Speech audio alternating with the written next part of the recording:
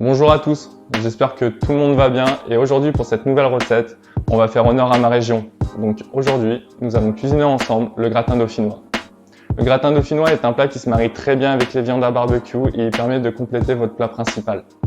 Pour la petite histoire, le 7 juin 1788, Grenoble est le cadre d'une émeute. Cette journée, appelée la journée des tuiles, restera comme l'une des journées les plus marquantes du début de la Révolution française. Le duc de Clermont-Tonnerre, lieutenant général commandant en chef du Dauphiné, offra un repas aux officiers municipaux.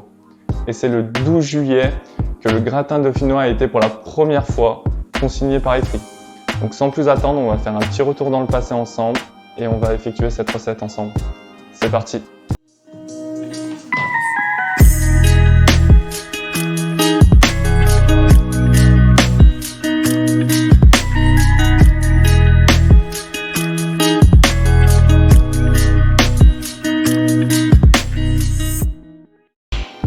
Alors pour cette recette, c'est simple, ce sera une recette pour à peu près 4 personnes.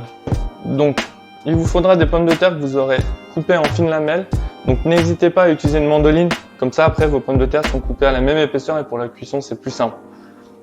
Donc pour la réaliser c'est simple, vous mettez une petite couche de pommes de terre dans votre plat, vous assaisonnez avec sel, poivre, muscade et de l'ail. Alors moi j'ai prévu 3 gousses d'ail haché pour cette recette. Et à chaque étage que vous allez mettre des pommes de terre, vous mettez votre poivre, hop, votre sel, votre ail et votre muscade. Et vous répétez l'opération autant de fois qu'il le faudra pour remplir votre plat.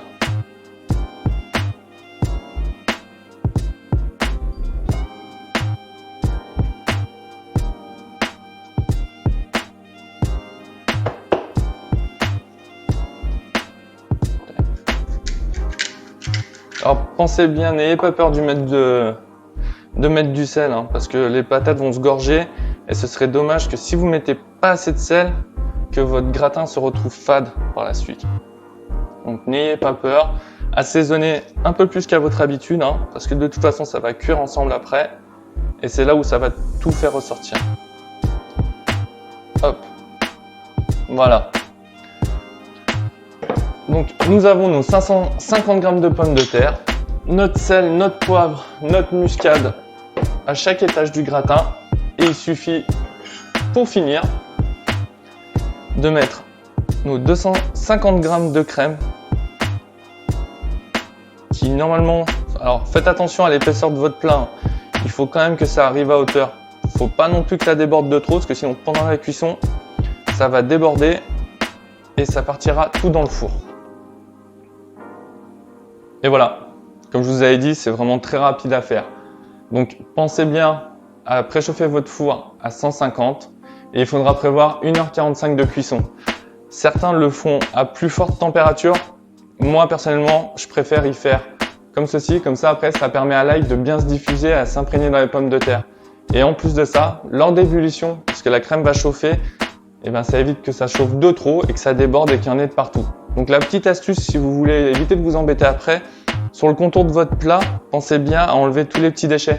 Parce que c'est ça qui va faire les petites traces noires et qu'on met 10 ans à nettoyer après.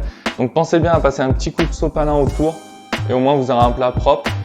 Et avec la température de cuisson et le temps de cuisson que je vous ai donné, la crème évitera de monter de partout et de dégueuler. Donc voilà.